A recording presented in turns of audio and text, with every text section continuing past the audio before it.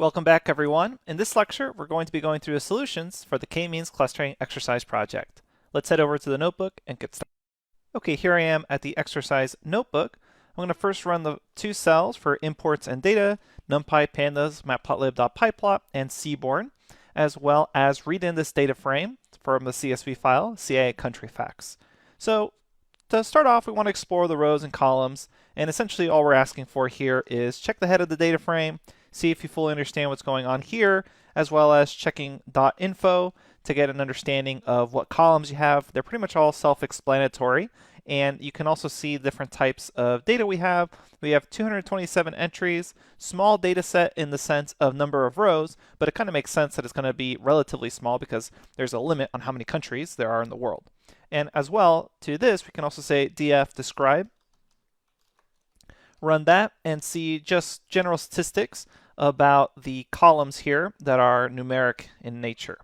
So let's move on to exploratory data analysis for visualization purposes. I want to first create a histogram of the population column. That should be pretty easy with Seaborn. We just need to say sns.histplot, set the data as the data frame, and then we say x is equal to population. So when you run that, as we note here, it's actually kind of skewed based off India and China having just so many more people than the average country.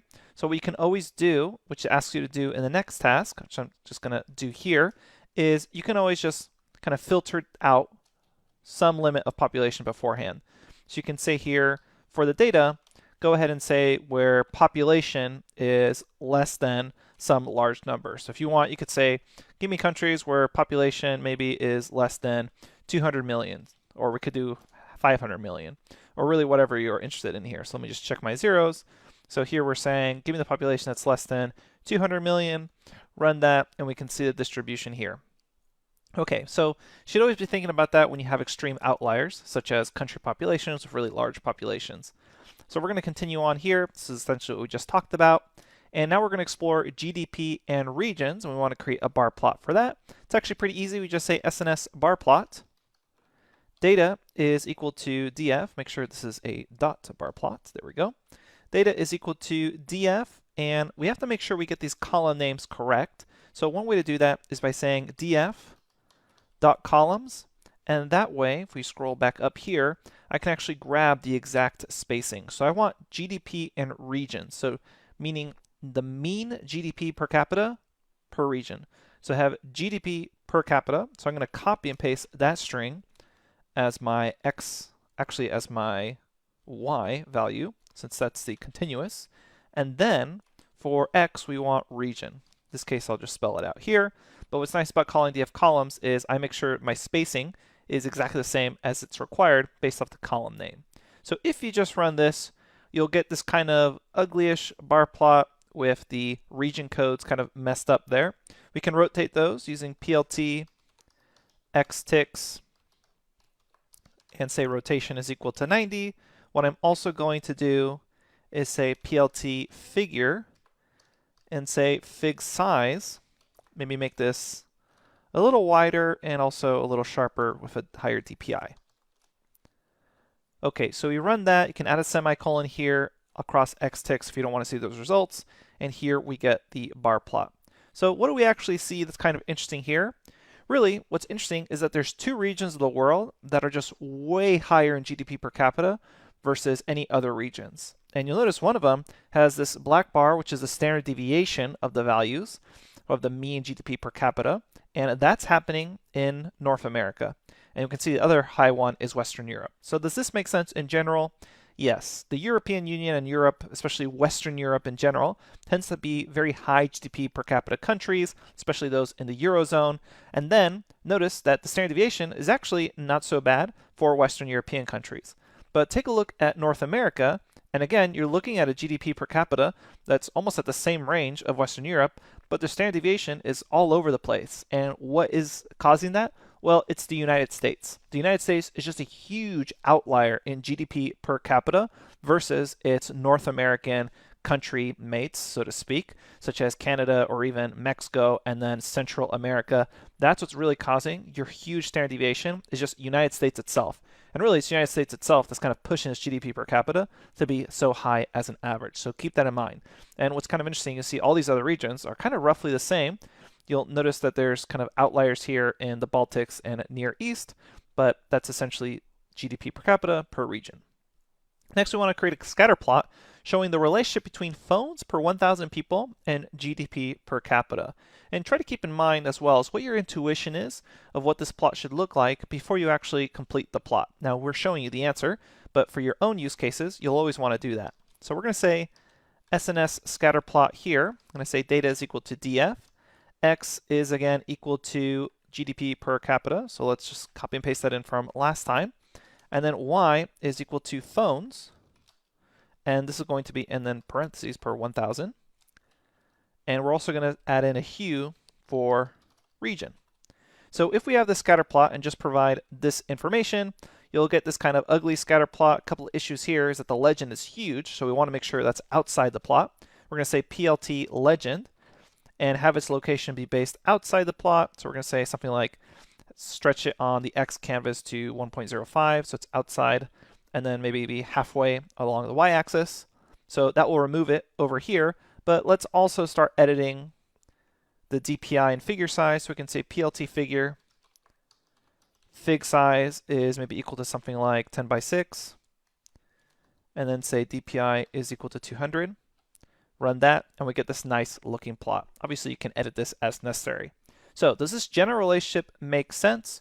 Well, it pretty much does. We can see here that it tends to be linear. As your GDP per capita grows, so does your phones per 1,000 people. It makes sense that you're going to have more people with a phone the higher your GDP per capita is. Now, what are some interesting outliers here?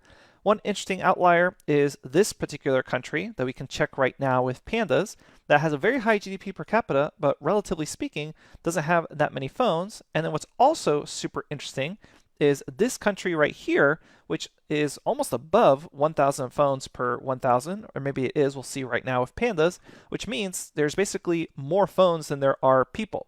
So let's go ahead and just explore these outliers quickly. How do we do this? One way we could do this is just use Pandas. So we can say, give me the data frame, where data frame phones per 1,000 people is greater than, let's say, 900. So you can run that, begin to see what were these countries. And it looks like it was Monaco, which kind of makes sense if you know anything about Monaco, kind of this very rich area, high GDP per capita here. And you can see there's actually, according to this data set, more phones than there are people. So you're looking at 1,035 phones per 1,000 people. Kind of interesting there.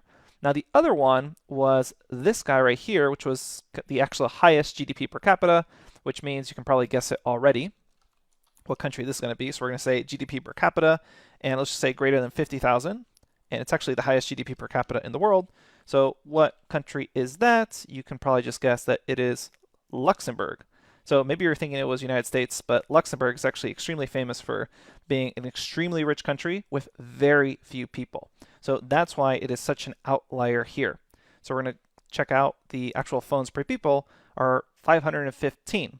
So does this make sense? Probably, because really at the end of the day, Luxembourg gets super distorted based off its population. We can see here that its population is kind of the population of a medium-sized city, but it's an entire country itself. So it's always going to be distorted in things of GDP per capita, given how rich it is for such a small population and the fact that it's also a country. Something to keep in mind here is we're talking GDP per capita, not just GDP in general. So we're going to start scrolling down. And now we're going to create a scatter plot showing the relationship between GDP per capita and literacy. And we're going to color the points by region. So one thing we can do here is just come back up here to this plot and switch Y to be literacy. So literacy, let's make sure we're getting that column name right by up here saying DF columns, because I believe it's literacy percentage. And here it is, literacy percent. So I just copy this and paste it in here. Run this, and we get this interesting plot. So what can we learn from this literacy plot versus GDP? You'll notice it doesn't actually have that linear relationship. So what are we actually seeing here? Essentially, you can think of this more as some sort of filter or threshold. Notice that For these very low GDP per capita countries, essentially poor countries, so to speak, the literacy rate can be all over the place. But generally, if you have a low literacy rate of somewhere under 80%, your GDP per capita is going to be less than 10,000 US dollars per capita. So it's kind of this threshold. However, once you pass this GDP per capita, pretty much everyone there is going to be above a 90% literacy rate, which is kind of interesting. So this is really implying two things, that there's a threshold on GDP per capita that once you cross over that threshold on the x-axis, pretty much your literacy rate is going to be extremely high at above 80% or above 90%. But what's also kind of interesting is even at extremely low GDPs per capita, there are some countries that have very high literacy rates. So if you have a low literacy rate, it's extremely likely / almost guaranteed that you have a low GDP per capita, but having a low GDP per capita does not guarantee that you have a low literacy rate. So it doesn't go both ways. As we can see here, there are quite a few countries with low GDP per capitas, but high literacy rates. Okay, so we're going to move along here. That was this plot on literacy rates. And now we're going to create a heat map for the correlation between columns in the data frame. This is always pretty easy to do. You just call SNS heat map and then pass in dfcore. And it's going to give you the correlations. You can always make this a little nicer by saying something like PLT figure, DPI is equal to 200. Run that, and it's going to make the image a little sharper for us. So you'll notice these kind of dark and light patterns, so to speak. You get these blocks, and it kind of makes sense for this particular data set because if you see here, you're looking at perfect correlation with infant mortality per 1,000 births with itself, but you're also seeing extremely high correlation with the birth rate. Does that make sense? Yes, because infant mortality is going to be almost directly related to your birth rate. So just keep that in mind, that a lot of that is kind of related. So just as you analyze the data, always try to make sure, are these two features kind of reporting the same thing or not? Okay, next we're going to say Seaborn can actually auto-perform hierarchical clustering based off the feature set. So how do we do this? Essentially the same thing, except so we say SNS cluster map and df correlation there. So we're going to learn about hierarchical clustering in the next section, so keep that in mind. But basically what we're doing here is almost like its own version of clustering, which is why you get these nice looking squares and blocks. So what features are kind of highly related to each other? Well, you have these life features, so to speak, of death rate, birth rate, infant mortality. That's making up this block. So you can see here we have this cluster. The next kind of block or cluster looks like it's things based off how rich the country is, literacy, service, GDP per capita, phones per 1,000. And these smaller clusters seem to be like climate related things, or how many people live in the country, how much coastline you have, size of the country, etc. But you can see here two major blocks on just death rate and birth rate, and then how rich the country is. Okay, so really high level overview of the data, really easy to see from a cluster map.